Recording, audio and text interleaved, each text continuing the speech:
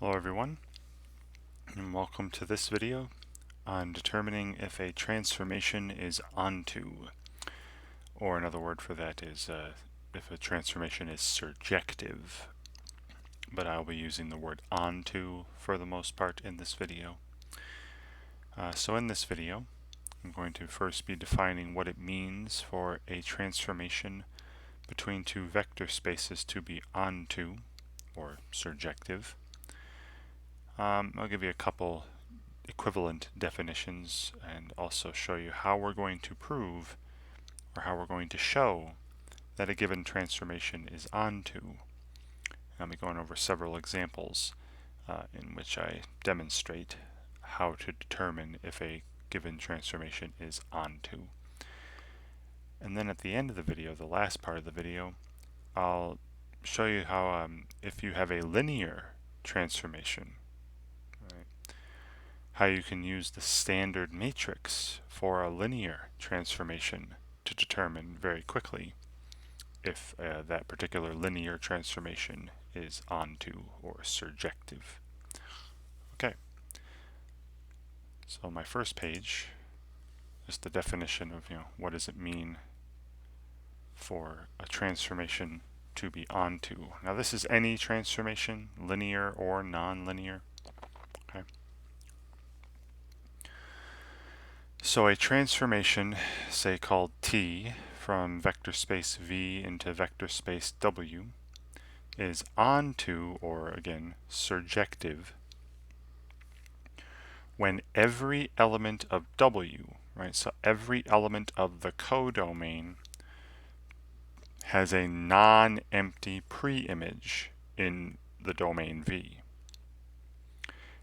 Another way of saying this, right, hence the range of the transformation, right, the set of all the actual outputs, is W. So here's the case where we have the range of the transformation actually being equal to the codomain W. All right, when that is the case, you have a transformation that is called an onto transformation. That just means every single element of the codomain is mapped to by some element of the domain. All right, every element of the codomain is an output. Another way to say this, and I put this in a nice cloud here, because this is what we're going to be using this statement to help us show whether or not a transformation is onto or surjective. You could also say T is onto if for every element, say vector W in the codomain W, there is at least one element in the domain V, right, say vector V, such that the image of V under T is W, right, or T of V equals W. So this is again saying that every element in the codomain has some element in the domain that maps to it, right, that has it as its image. Thus the non-empty pre-image of W, right? Okay, so again, a lot of fancy words there. Now my next couple pages, I have just a couple simple pictures demonstrating this concept. Then we'll go into some examples after that.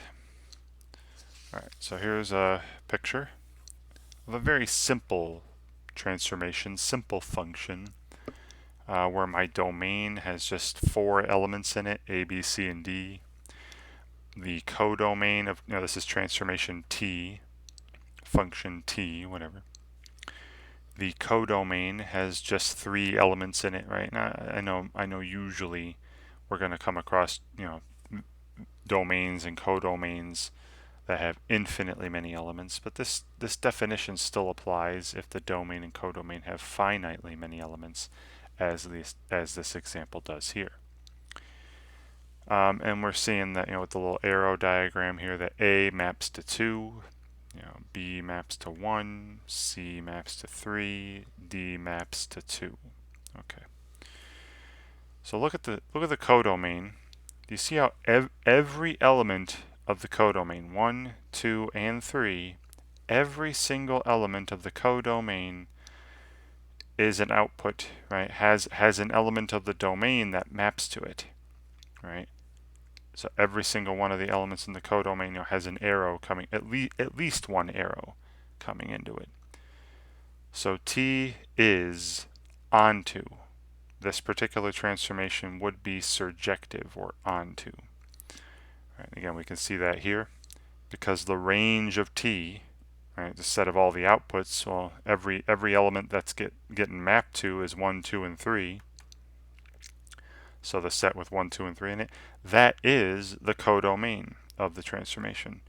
All right, so if the range of the transformation is the same set as the codomain of the transformation, then the transformation is onto. All right, again, one other way to say this, so to look at this, look at the elements of the codomain, 1, 2, and 3, and let's state their pre-images, right? What are elements that map to them? So the pre-image of 1 is the set with B in it, right? Because B maps to 1. The pre-image of 2 is the set with A and D in it, right? Because both A and D map to 2. And the pre-image of 3 is the set with C in it, right? Because C maps to 3. So every single element, right? Every element of the codomain has a non-empty pre-image. Every single one of these sets here has some element in it, right? Is non-empty. So that's also going to happen, right? If you can show either one of these, that the range is equal to the codomain, or show that every element of the codomain has a non-empty pre-image, then you have shown that the transformation is onto, or surjective. Alright, so there was an example of a simple mapping with a transformation that was onto. Well, here's one that wouldn't be. Alright. So again, simple picture. Here's a transformation again called T. The domain elements are simply A, B, and C, right? Just 3 of them. There are only 4 elements in the codomain, 1, 2, 3, and 4. And A maps to 2, B maps to 1, C maps to 4. So the question is, if you're asked, is this transformation onto, you're really being asked, does every element in the codomain have an element in its pre-image, or have an element that maps to it? Well, 1 has a non-empty pre-image, it has B mapping to it. 2 is fine, has A mapped to it. It's this element here that causes the problem, right? The element 3. This element has an empty pre-image, right? There is no element from the domain that maps to this. So there is an element in the codomain that is not mapped to under the transformation. So this particular transformation T is not onto, not surjective. All right. And again, we can see that over here by looking at the range, right? The range of T, the set of all the outputs. The outputs are 1, 2, and 4, right? So this set with 1, 2, and 4 is the range of T. Notice that that is not equal to the codomain, right? Again, because it's missing 3. The codomain contains 1, 2, 3, and 4, not just 1, 2, and 4. So if you can show this, if you can show that the range of the transformation is, a proper subset of the codomain, or not equal to the codomain, then you've shown that T is not onto.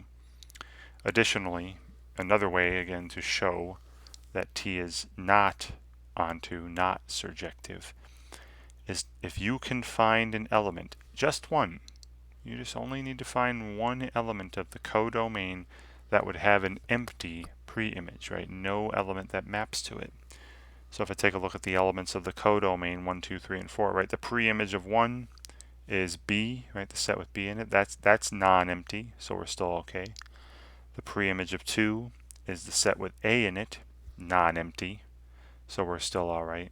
And again, 3 is the problem. The pre-image of 3 from the codomain is the empty set, right? Little circle with a slash through it, or just an empty set of braces, right? Because nothing in the domain maps to 3.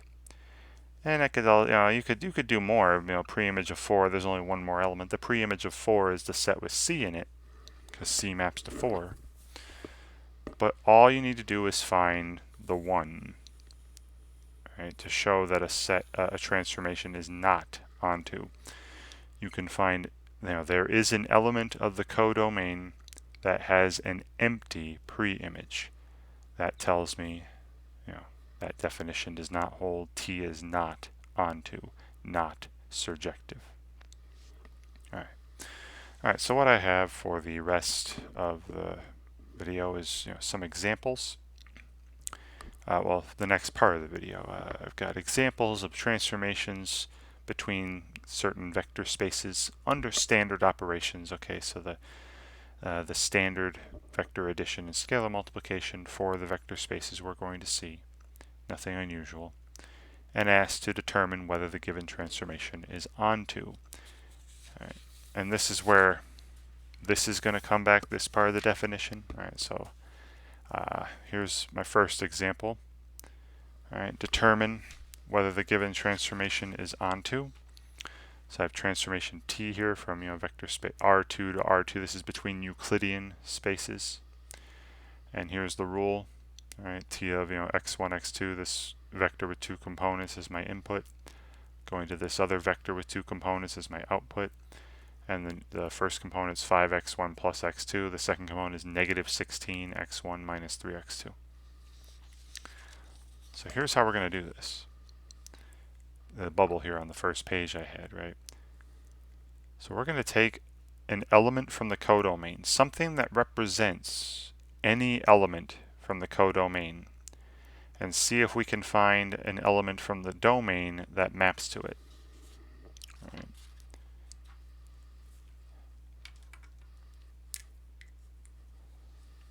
So I'm going to start off with, let's say, again, I'll call it like I did on the first page there, W.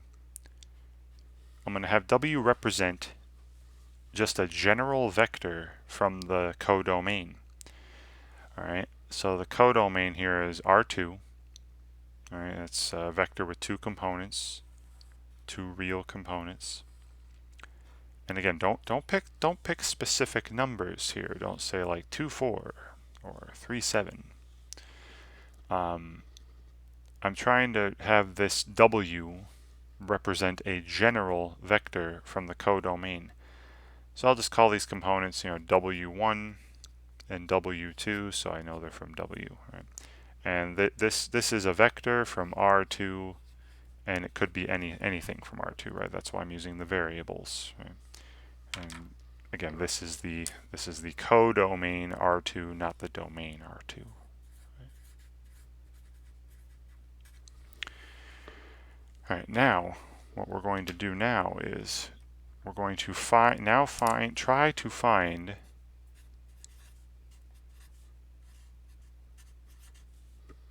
a vector from the domain. So again, a vector, maybe say called V, from the domain, right? From the R2, that's the domain, right? Not the codomain.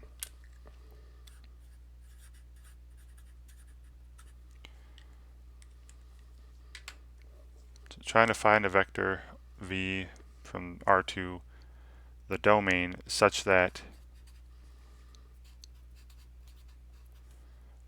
the transformation applied to V gives me W. Alright. Alright. So what's V going to look like? Right. V is again from R2, so it's going to look like this. Right? So say components are V1 and V2. Again, I'm just some generic vector here. And what I'm trying to do is I'm going to try to find V1 and V2 in terms of W1 and W2. All right. I'm going to try to express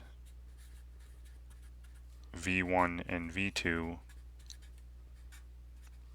in terms of W1 and W2.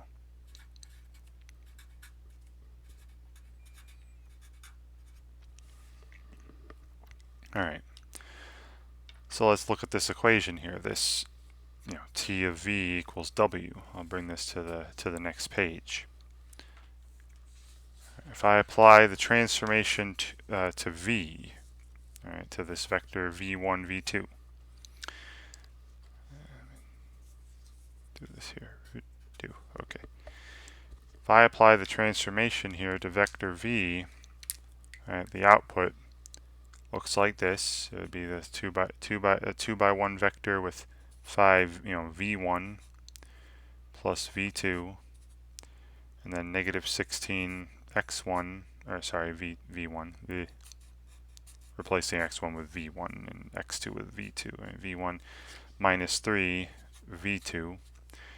All right, and this I want to see, can I find a v1 and a v2 such that this is equal to vector w, right? Some general vector from the codomain, w1, w2. All right, now this leads me to a little system of equations here. This system where, in order for these to be equal, 5v1 plus v2 must be equal to w1, and then negative 16 v1 minus 3 v2 must be equal to w2. And be careful with all the letters here. All right, w1 and w2, that vector from the codomain, those aren't unknown to you, right? What we're going to be doing here is, suppose we know a vector from the codomain. All right, what we're trying to do is take any vector from the codomain, find a vector from the domain that maps to it. So the only things that are unknown here is the components of v. All right, so in this particular system here, the v1 and v2, these are unknown.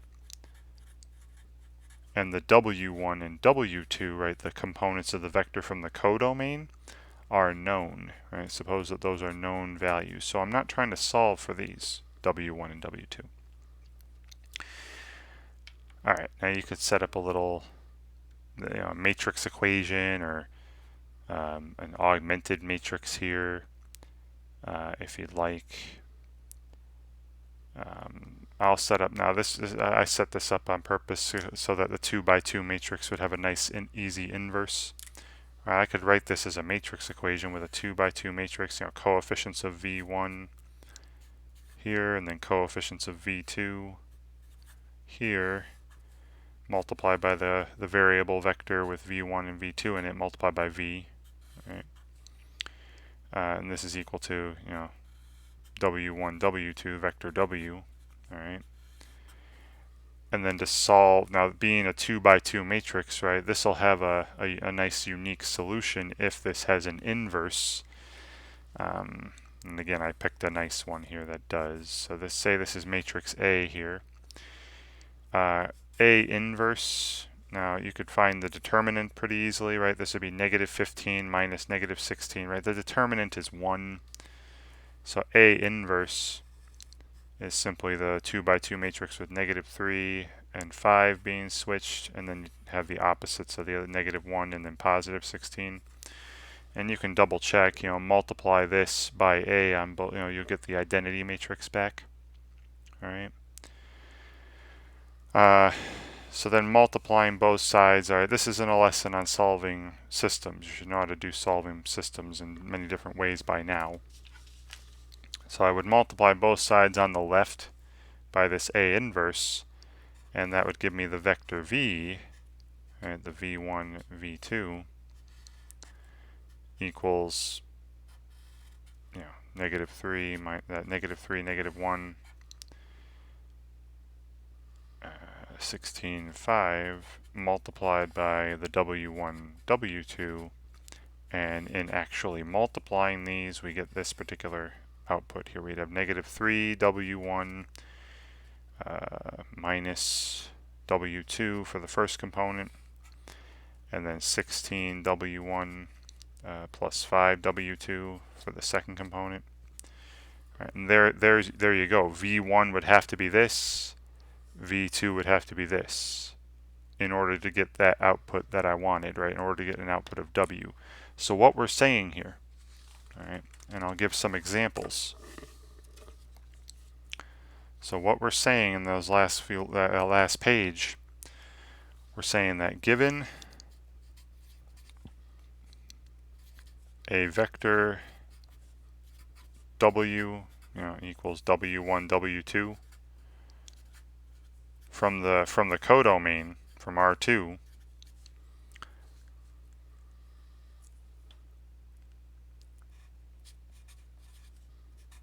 the vector v equals, and again, not v1, v2.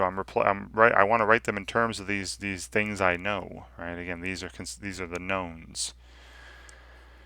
Negative 3 w1 minus w2, then 16 w1 plus 5 w2. Right? This vector, it's a vector with two components. It belongs to the domain R2. Again, that's the codomain R2. This is the domain R2. This vector is in the pre-image of W.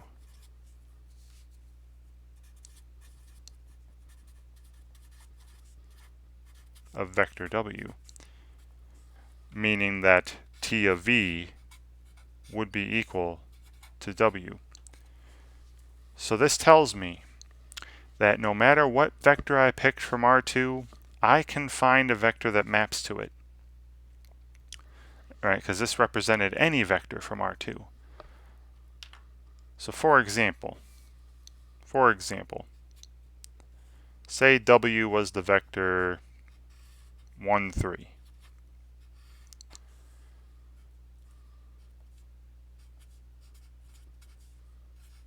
Well, then for the vector V equals, and all I'm going to do is replace W1 with 1, W2 with 3.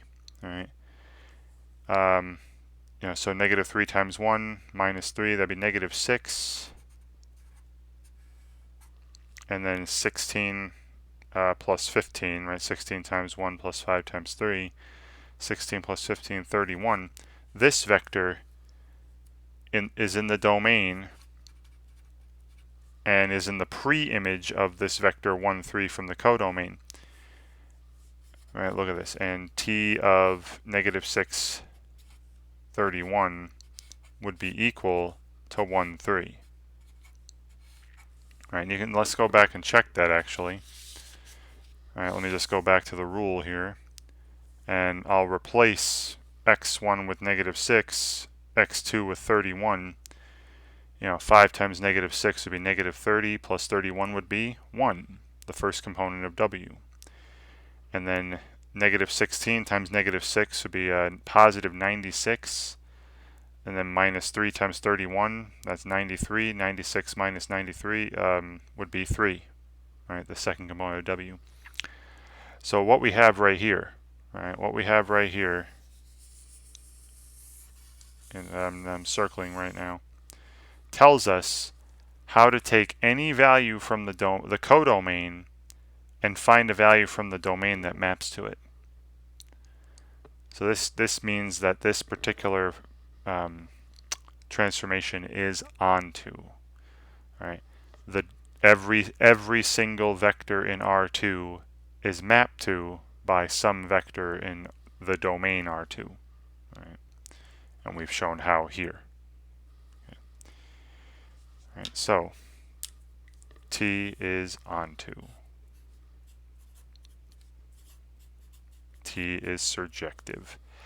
Another thing we could say too is that the range of T then, the range of this transformation is R2. Right? Every single vector in R2 is mapped to. Right? When the range equals the codomain, you have an onto transformation. Okay. All right, next.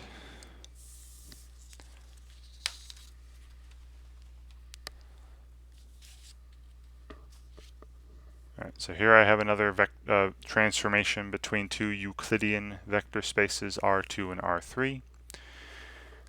T takes a vector with two components, say A and B, and maps it to a vector with three components, say A, B, and then AB plus 1.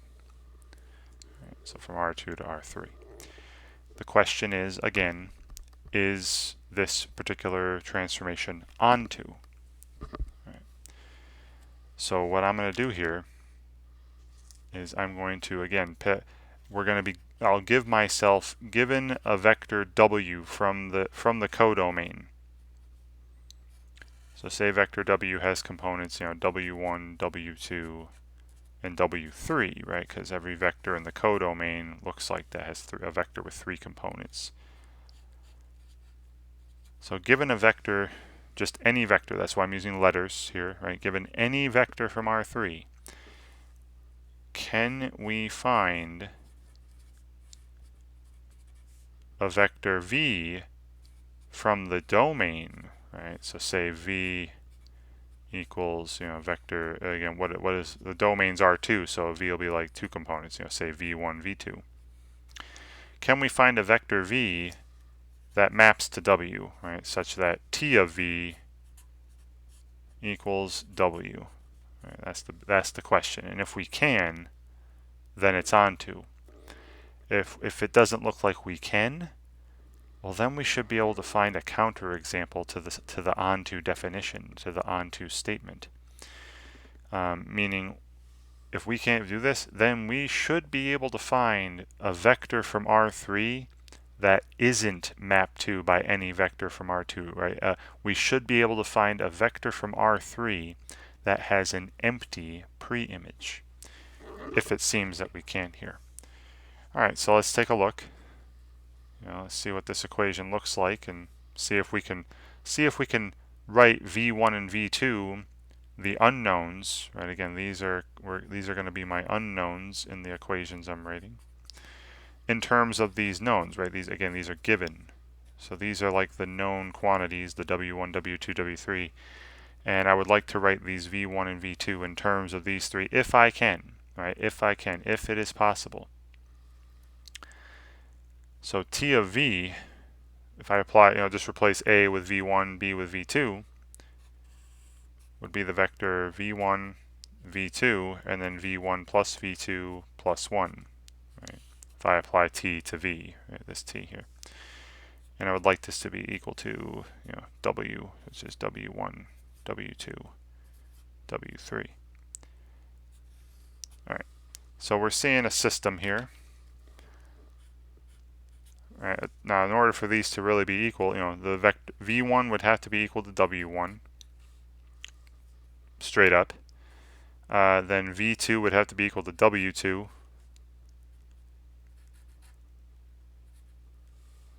All right, and that's really it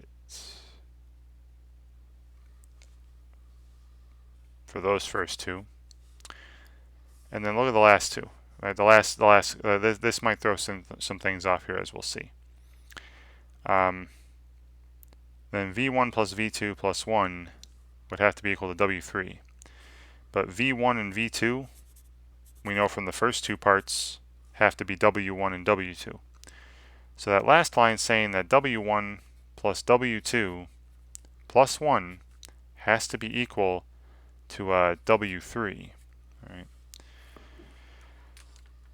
Okay, now the question is, can all these be true at the same time? Not really, no, right? This last one's gonna throw me off, because if I replace V with W1 and V2 with W2, will W1 plus W2 plus 1 always be equal to the third component of W? What if, and then here comes the counter example, what if I said W1 was 5 and W2 was 7? Then we'd have 5 plus 7 plus 1 would have to be equal to W3. Well, what if W3 were 15? That's not true. Right?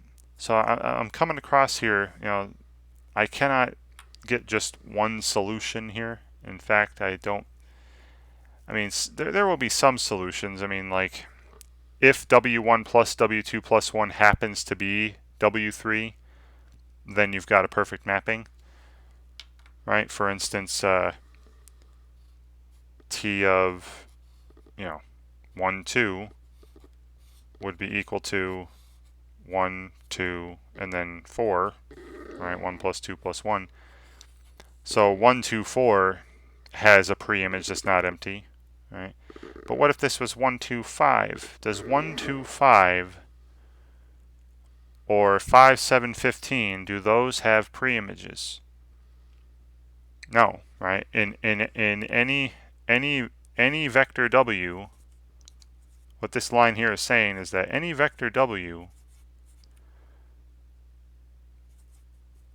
with W1 plus W2 plus 1 not equal to W3 has an empty pre-image. And that's a problem, right? I don't want things with empty pre-images. Sorry, empty pre-image.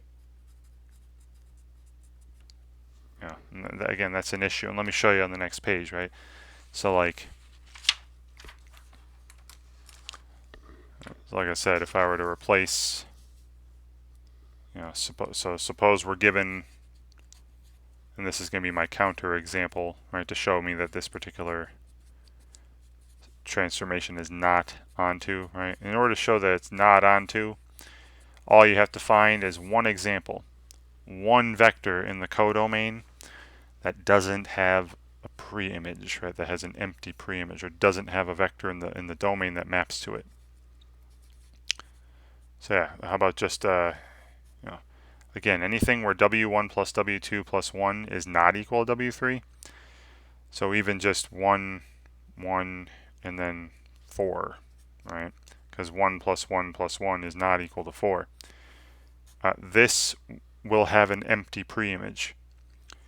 Yeah. So given this, could we find, right? Can we find a vector v from the domain? Right. This is v1, v2 again, such that t of v is equal to 1, 1, 4. Well, again, look what this would imply, right? T of v would be, again, v1, v2, v1 plus v2 plus 1 equals 1, 1, 4. And then you try solving this thing, right? Now v1, this is telling me that v1 would have to be 1. This tells me that v2 would have to be 1. And then if v1 and v2 are 1, then we have 1 plus 1 plus 1, we'd have 3 equals 4. Uh-oh. Right, there's an issue there. 3 is not equal to 4, so that means the answer to this question is no, right? Because this thing can't happen. So this particular vector, right, so 1, 1, 4, 1, 1, 4 has an empty pre-image.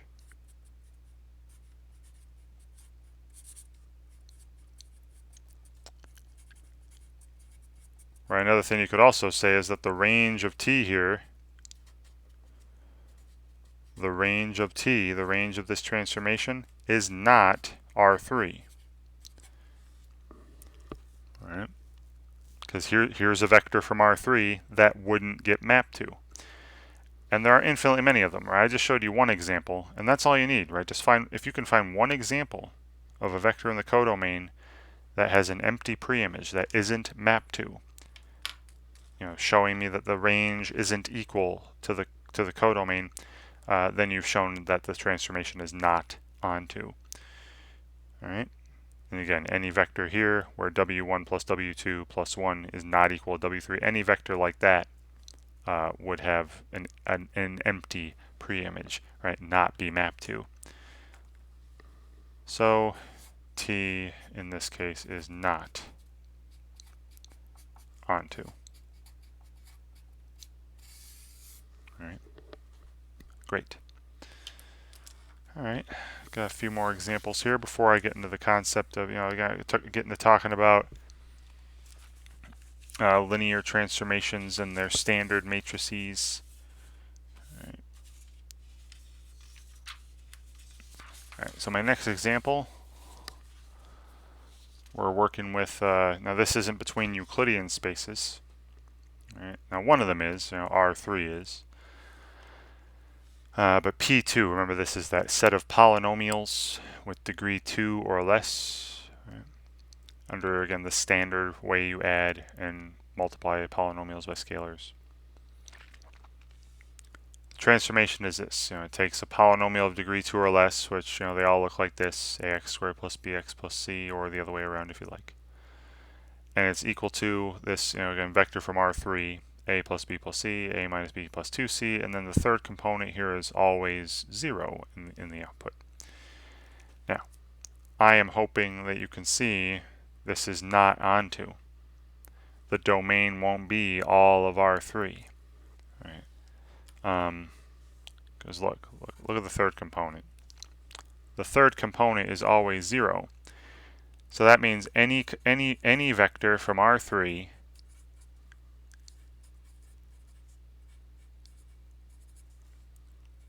with a third component that's not 0 will have an empty pre-image.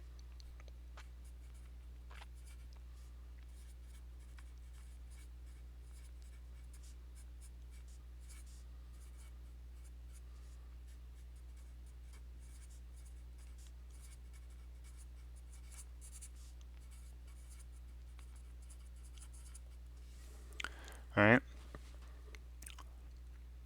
There's nothing that's going to map to this vector, for example. Right? And here's my counter. So the vector, 3, 5, 1 in R3. Right? This belongs to the codomain. And according to this rule, I'm definitely seeing that there would be no. I could plug in any polynomial I wished. Plug in anything I wanted here. X squared plus 2x plus 1, 3x squared minus 5x plus 7, just 2x minus 5, just the number 10. Any polynomial of degree 2 or less. I could plug in anything here. And the output's going to have a third component of 1. So we're never going to get this. You're never going to get this. Right? Never going to happen under T. Never going to happen under transformation T here. Alright, so there's an example of a vector that has an empty pre-image, right? No vector would map to this under this transformation. So this particular transformation, again, is not onto. Onto. O-N-T-O. Another way of saying that is, again, the range of T, right? The set of all the outputs would not be equal to R3, would not be equal to the codomain. All right, so that one was a little simpler because, again, I just picked this example because it would be easy to demonstrate. Right? There are definitely easy vectors to see that wouldn't be mapped to by this transformation. All right, another one. Next example, going between two non-Euclidean vector spaces. So from the set of, this is, remember, R 2 by 2 here. Remember, this is the set of 2 by 2 matrices with real entries. And P2 is, again, the set of polynomials of degree 2 or less. And the transformation does this. It takes a 2 by 2 matrix with real number entries, A, B, C, D here, let's say, and maps it to a polynomial of degree 3 or less, a times x squared plus b times x plus c plus 1 for the constant. All right, now this one, it's not as obvious to me. There's not an obvious counterexample popping into my mind, so I'm going to try to go through the procedure. Perhaps this one is onto, but I don't know for certain. So suppose we're given. Alright, sorry about the faint marker there. Alright, suppose we're given a polynomial of degree 2 or less, something from the codomain, and again I'm going to call this vector W, and W will be equal to, say, again, W1 times x squared plus W2 times x plus W3, right? This is what every polynomial of degree 2 or less looks like, right? Some constant times x squared plus some constant times x plus some constant. right, or W1, W2, and W3. Let's say they're just real numbers, okay? And the question is, now again, you're considering these known, right? So this W1, W2, W3, you're considering these are known, right? Say I'm given these things from the codomain,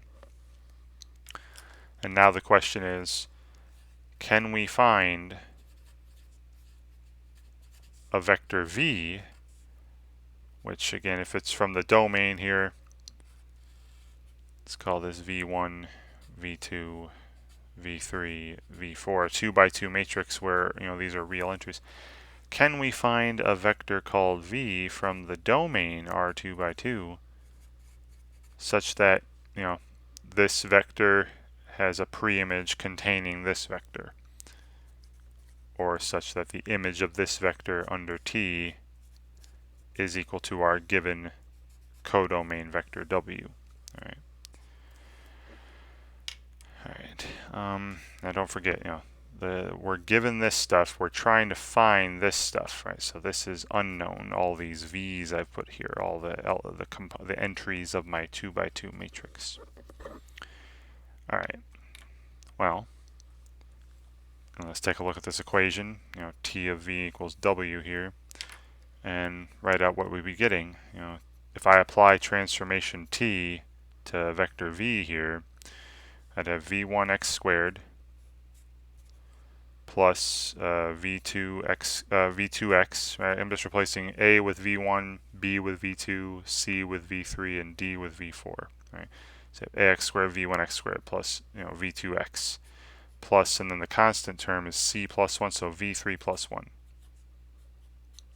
Right?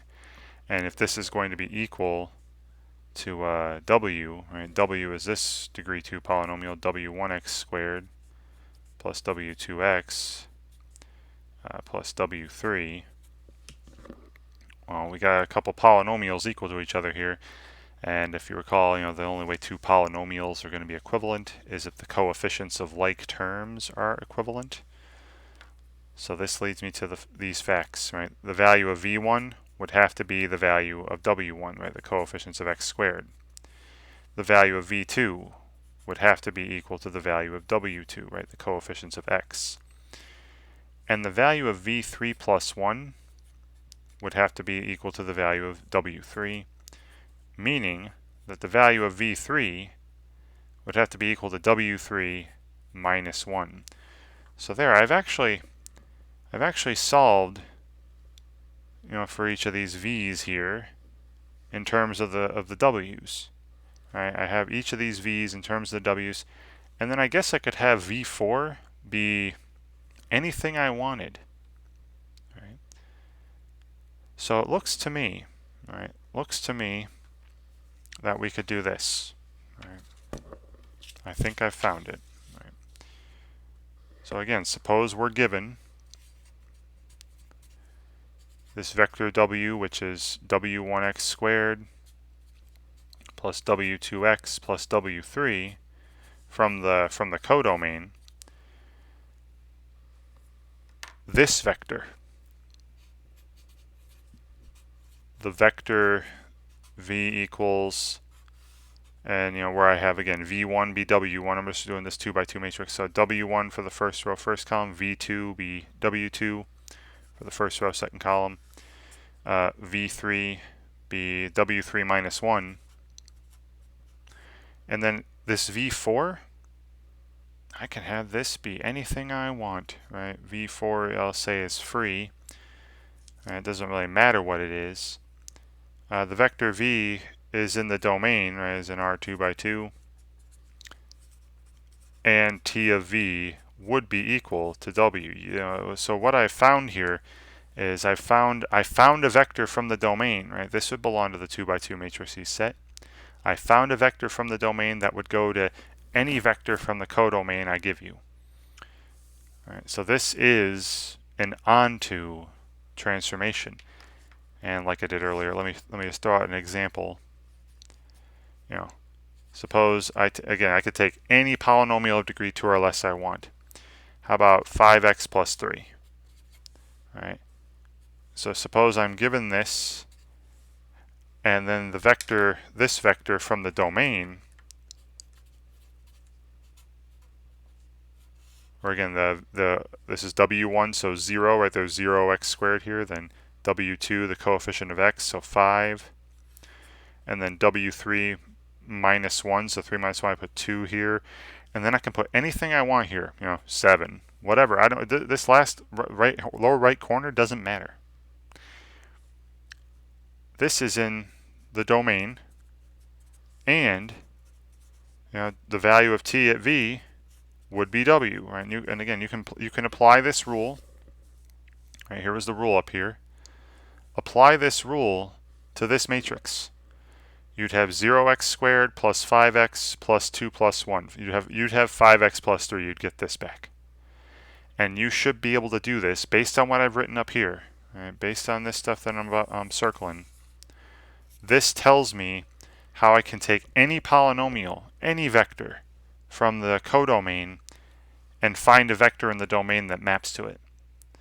All right, so this thing in the box is saying to me that every vector in the codomain has a non-empty pre-image, right? Or has a vector in the domain that maps to it, at least one vector in the domain that maps to it. So from this, we are seeing that yes, this particular transformation is onto. Or in other words, the range of this particular transformation is that P2. All right, the range is equal to the codomain. Everything in the codomain gets mapped to under this transformation. All right. So I got one more here before I start talking about standard matrices. All right, so here's a symbol we haven't seen in a while. Well, at least in the videos I've been making, the order I've been making them in, the dates I've been releasing them. Haven't seen this one in a while. This fancy C here, right? Or this is the set of complex numbers. Right. And then this is that set of polynomials of degree 1 or less, right?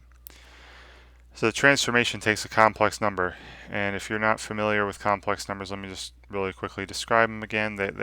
They all look like this. This is the standard form for a complex number. A plus bi, where a and b are some real numbers, and that I is the imaginary unit that was the square root of -1, right? So some real number plus some real number times I. Every complex number, right, from this fancy C set looks like that. All right. So what this transformation does takes a vector, takes a complex number, right, from the domain and sends it to a polynomial of degree 1 or less, right? I have some constant, a minus b, plus some constant times x to the first, right? B minus ax.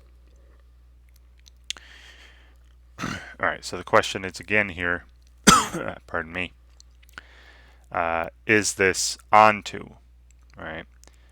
So if I were given, right, so say I was given a polynomial called w from P1.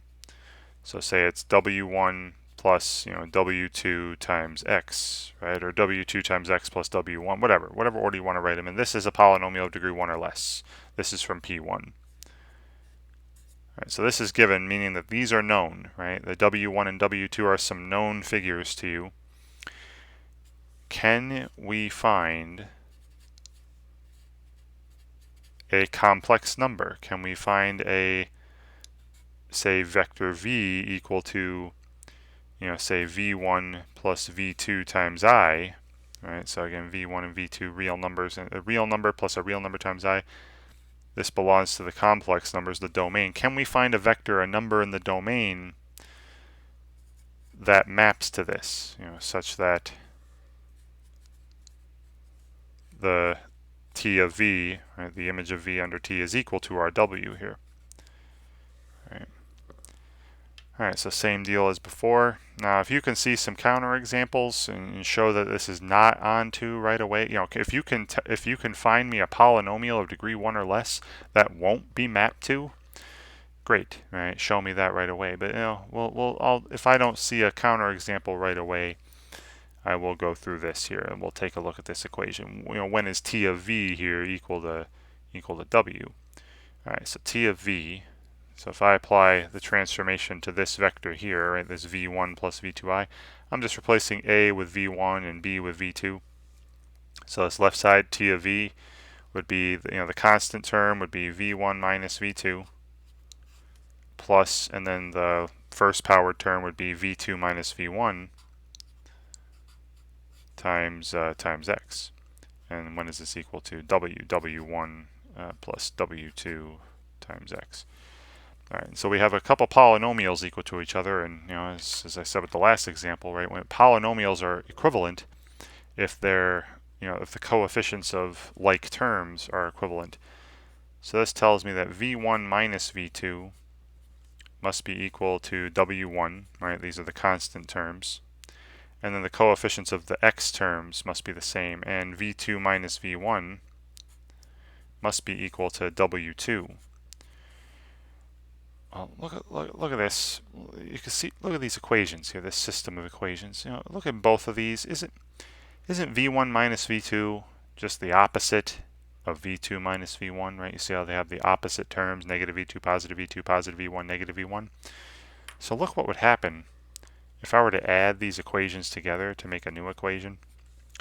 If I add these left sides together, I get 0. And if I add these right sides together, I get w1 plus w2.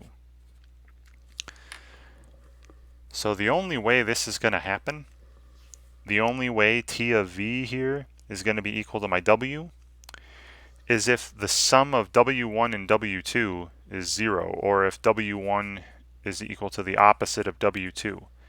But what if that's not the case? I mean, there's plenty of polynomials of degree 1 or less where w1 and w2 are not opposites.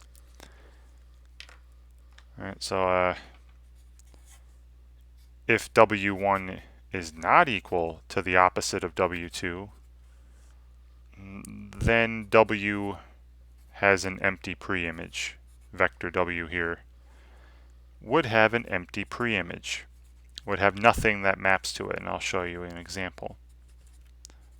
This counter example, preimage, sorry, it's tight there, but empty, right? That's bad. So it looks to me as though this is not onto, not surjective. Well, let's make this counter example. So all I'm going to do here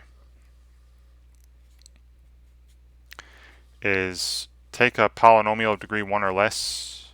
So let's say w equals, and I'm just going to pick a polynomial where w1 is not the opposite of w2.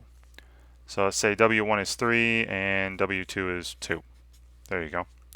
These are not opposites, right? So according to what I just said over here, right, then the t of v will never be equal to w. All right, the only way t of v is going to be equal to w is if they are opposites. Let's see. Again, the question is, can we find a vector v, again, equal to v1 plus v2i, right, so from the complex numbers, such that t of v equals w? Well, if I set this up right, all I did was replace w1 with 3 and w2 with 2. We'd have v1 minus v2 would be equal to 3.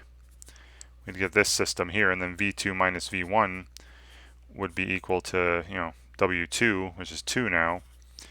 And then doing the same thing I did earlier, add these equations together, we'd get 0 equals 5. Right? Nope. That's false. That's not happening. So the answer is no. I cannot find a vector I can't find a complex number that would map to 3 plus 2x. All right, so the pre-image of 3 plus 2x is empty. There's nothing in the domain that maps to 3 plus 2x. So t here, this transformation t, is not onto. In other words, the range of t is not the set of all polynomials of degree 1 or less, right? The range is not equal to the codomain. There are some polynomials in the codomain that aren't outputs, like 3 plus 2x, or any polynomial where the coefficients aren't opposites, right? If they aren't opposites, they're not part of the range. The only ones that would be part of the range would be the ones where coefficients are opposites, like say 1 minus x, or 2 minus 2x, or negative 3 plus 3x, or so on. Those would be in the range, but a lot of polynomials would not be in the range. All right, so this is not onto. Okay, so there is a bunch of examples there of some transformations. Now, some of the transformations were linear, and some were not. I have a couple examples that weren't, like this one here from the the 2 by 2 matrices to the two polynomials of degree 2 or less. You could check that this is not linear. All right, t is not linear. All right, and you can check to see if it satisfies the additivity properties and homogeneity property. Right, that one wasn't linear. This one wasn't linear. Okay.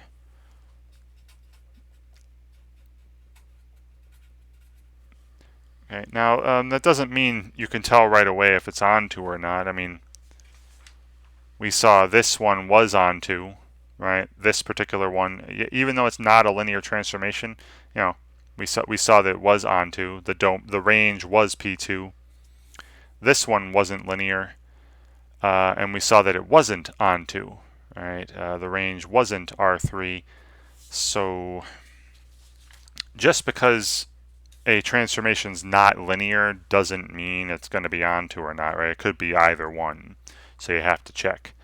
But the last part of the video here is talking solely about linear transformations. All right, so onto linear transformations and the standard matrix for those linear transformations. Because if you recall, hopefully from prior videos or prior lessons you've had, any linear transformation can be written and expressed as a matrix transformation, either involving the vectors themselves or involving the coordinates of vectors relative to a standard basis. All right, so suppose T from vector space V to vector space W is a linear transformation, and say the dimension of V is n, the dimension of the domain, and the dimension of the codomain, the dimension of W, is m. Right. So T is onto if and only if the columns of the standard matrix for T span the Euclidean space Rm. All right, so if we go about, I know it's again, what we're going to be doing in the next few examples is I'm going to be given something that I know is a linear transformation. It satisfies the additivity property and the homogeneity property. Then I'm going to be, determining if it's onto in a different way. And I'm just going to be going over some of the same examples we just saw, all right, that were linear transformations, and we'll just try to show if it's onto or not in this way here, where I make the standard matrix for it. I write it as a matrix transformation, and then we'll determine if the columns of that standard matrix span Rm, right? R with the the number of components of the vectors here is the same as the dimension of the codomain, right? M. Right. So, and again, if the columns of the standard matrix span Rm, that means everything in the codomain will be, could be written as a linear combination of the vectors.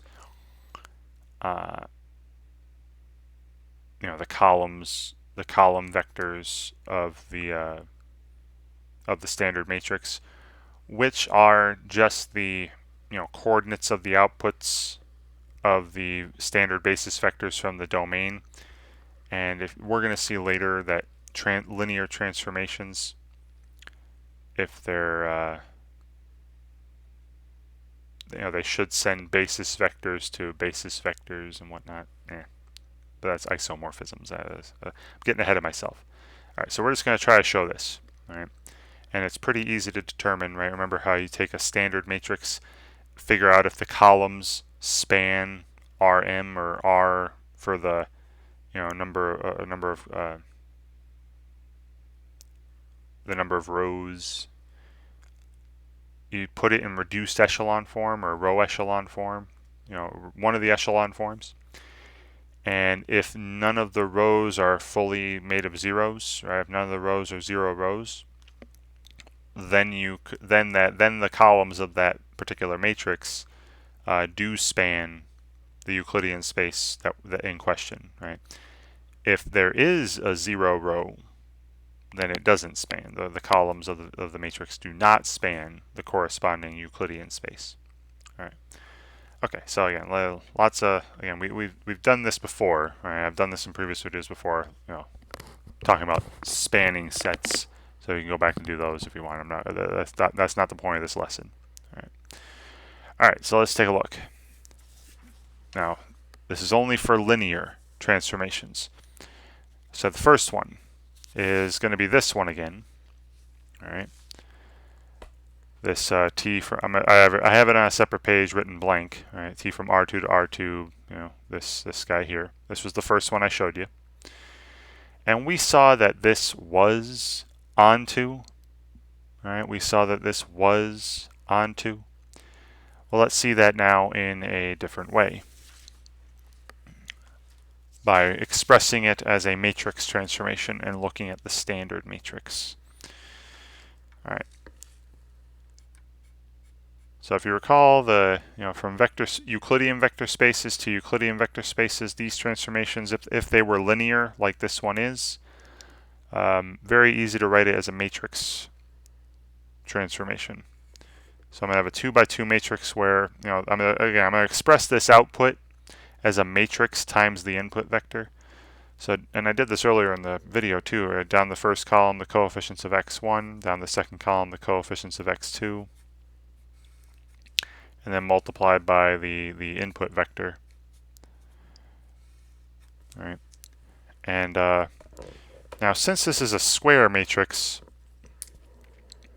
all right, this would be called the standard matrix for TE. Right. Now, since this is a square matrix, I can just use the determinant, right, to tell me if the columns span R2, right, which would be the output space, right? This is for the output. The determinant of this matrix is equal to 1, right, which is not 0, and that tells me that the columns do span the codomain, right, R2. And this tells me that then, okay, well, since the column vectors 5, -16, 1, -3, since the columns of these do span R2, right, that means every vector in R2 can be written as a linear combination of these two. That means that T is onto. Very simple. All right.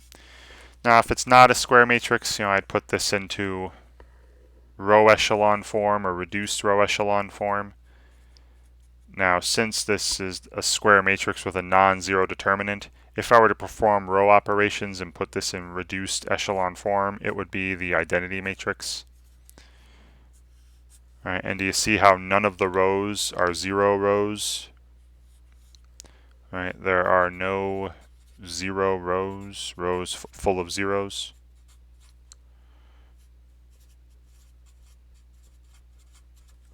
So that tells me again that the columns do span that Euclidean space, do span the codomain R2, and therefore T is onto. And this is exactly the same conclusion I came to earlier, right, doing it that long way. Now this shortcut way where you look at the standard matrix and see if the columns span a space, this is only good again for linear transformations. All right, so those examples I had up earlier where the transformations were non-linear, you kind of have to go and show that it's onto or not onto in the way that I did in those parts of the video for those examples. All right, so that's a nice one.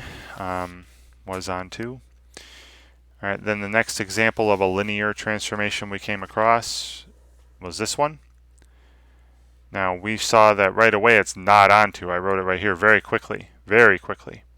All right, P2 to R3. Right. Now when I want to write this as a matrix transformation, remember when you have non-Euclidean spaces, like R3 is Euclidean, but when you have non-Euclidean space, we translated things so that we wrote the coordinates, we wrote the inputs, we wrote the vectors from those non-Euclidean spaces as coordinate vectors with respect to the standard basis for that space.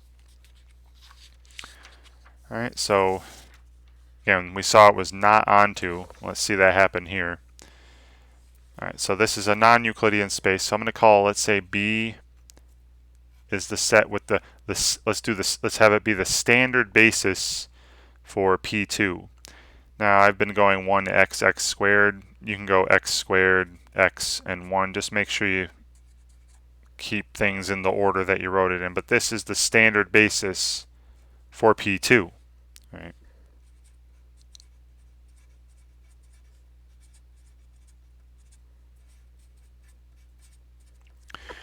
All right. So then when I'm going to translate this then into the coordinate representation, right? The coordinate vector representation of T. So I'd have T of, and then instead of ax squared plus bx plus c, I put the coordinate vector with respect to the standard basis. So you see how it's a times x squared, so a for the first component, and then plus b times x, the second basis vector, so b for the second component, and c times 1 for the, so c is the coordinate or the weight of that third basis vector. And this is, again, with respect to basis b here, I turn it into a coordinate vector, and this will be equal to, and then this is already an output in R3, so I don't need to translate this to coordinates. So I'm just going to change this now. Again, knowing that it's a linear transformation, I'm going to change this right now into a matrix multiplied by this input vector. So this is going to be a 3 by 3, and down the first column, the coefficients of the first input vector is variable, right? Down the first column, the coefficients of A, 1, 1, 0.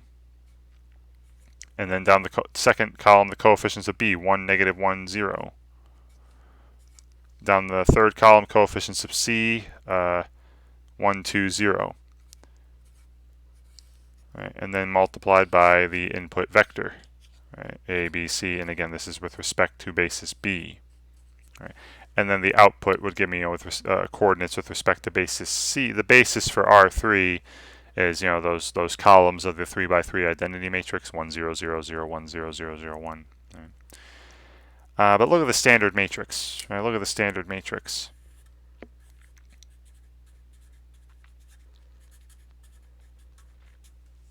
It has, I don't even need to put it into an echelon form.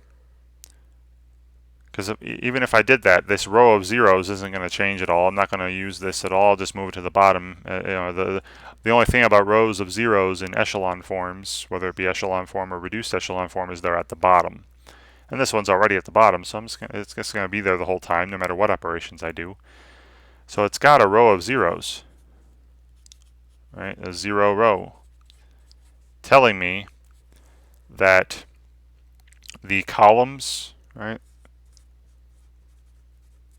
do not span R3, right? In this case, R3 is the codomain here. Do not span. Right? Do not span R3. Right? That means that there are some vectors from R3 that won't get mapped to, as we saw in my earlier time when I did this example earlier. Right? We saw that there are some vectors from R3 that do not get hit. Right? Do not get mapped to. So T is not onto, as we saw before, right? As we saw before, just another way to show it. because it is a linear transformation, you can do this, right, with the standard matrix, this stuff. If it's non-linear, you got to go about it the long way. All right, and then my last example is another a linear transformation we saw earlier. All right, this was the last example I did before I started talking about linear transformations. This is a linear transformation, right, from the complex numbers to the polynomials of degree 1 or less. Now this time, neither of these is Euclidean. All right, neither of these is R1, R2, R3, or 4, or whatever. But we're going to use a Euclidean space though to help us, right? Like I said before, we're going to change this. We're going to change this rule into a rule involving coordinates with respect to certain bases. All right, so I have that rule written again here. Now we saw on that page that it was not this right. We saw back here when I went through this problem, this was not onto. All right, so we'll see that again when we go to the standard matrix stuff. All right. So C is not Euclidean, so I'm going to talk about a standard basis for that. Now the standard basis for the complex numbers is simply, you have a number times 1 plus a number times I. So the number 1 and the number I are the simplest building blocks. Every complex number is a linear combination of these two. So this is the standard basis for the complex numbers for the domain. All right. And then we'll call for the P1, all right, the polynomials of degree 1 or less. Again, every polynomial of degree 1 or less looks like some number times 1 plus some number times x. So 1 and x, that set of polynomials here, this forms a basis for P2. This is the standard basis for the codomain. So you see the dimensions, right? Now the dimension of the domain doesn't really matter. I'm still going to write it though. The dimension of the complex numbers is 2. It's a 2-dimensional vector space. But this is the one that's going to be important to us, the dimension of the codomain when we talk about spanning. The dimension of P1.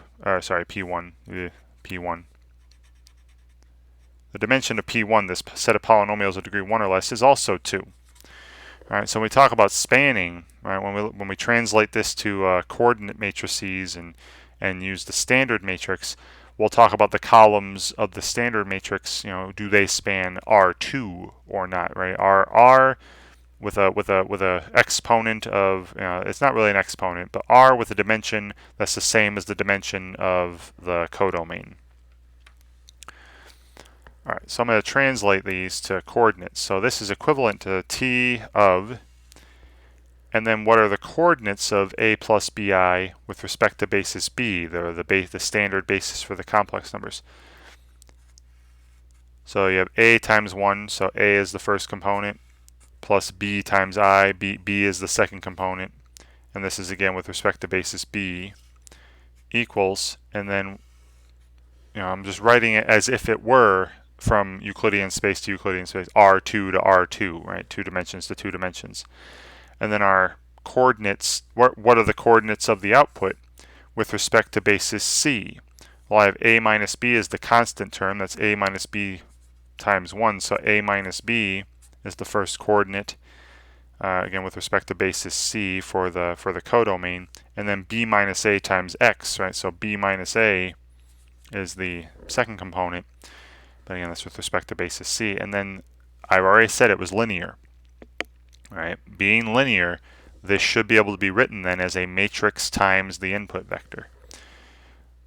So this output here, I can write as now it's a 2 by 2. Should be a 2 by 2 standard matrix. We're down the first column, the coefficients of A here, 1, -1. And then the coefficients of B down the second column, -1 and 1. Multiplied by our input vector, AB. Right? And can you see how these are actually the same here? Right? If I were to multiply these two matrices, a 2 by 2 times a 2 by 1, I'd get this 2 by 1 back. Right? And that's again just translating things to their coordinates with respect to the standard bases for the domain and codomain. Now let's look at the standard matrix here.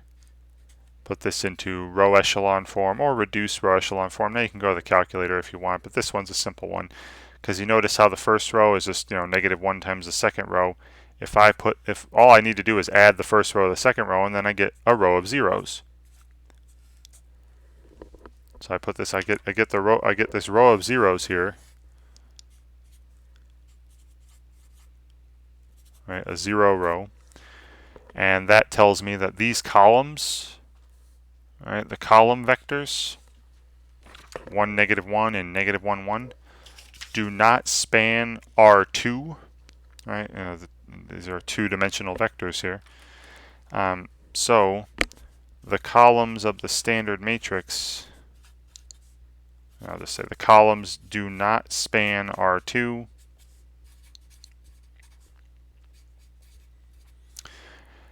And this means, with regards to the original transformation, this means that the range of this transformation is not P1. Right? If the columns of the standard matrix don't span R2, right, the Euclidean space with the same dimension as the codomain, if they don't span R2, that means that there are elements of the codomain that won't be in the range. All right, so going back to the original sets here, the range of T is not P1, therefore T is not onto. All right, there are definite polynomials in P1 that are not mapped to by this transformation, as I showed earlier in the video. All right, and you saw two, so you're just seeing two different ways to show, that if to demonstrate or determine if a linear transformation is one-to-one. I'm sorry, onto. Yeah, I talked about one-to-one in the last video. Okay, so if you're given a transformation and asked, is it onto? Is it surjective? You can do one of two things. The first method I showed, you can do all the time. For any transformation, whether it be linear or nonlinear, right? Just suppose you're given some vector from the codomain, and then see if you can find a legitimate vector from the domain that would map to it. And if you can, then it's onto. If you can't, then show a counterexample, right? Show me, a vector from the codomain that is not mapped to by the transformation, right? That has an empty preimage. All right, so that's for any transformation, linear or nonlinear. You can do that. If the transformation is linear, if you have shown that the additivity property and the homogeneity properties of linear transformations, if you show that those properties hold, then you should be able to write a corresponding standard matrix for that transformation. And then if you put that into some echelon form, again, whether it be row echelon form or reduced row echelon form, if an echelon form has a row of zeros, then it's not onto. And if it doesn't have a row of zeros, it is onto. Simple as that, right? Nice short. Again, only for linear transformations would you be able to do that. Find a standard matrix and do that. All right, so I hope you enjoy practicing problems of this nature, and thank you for watching.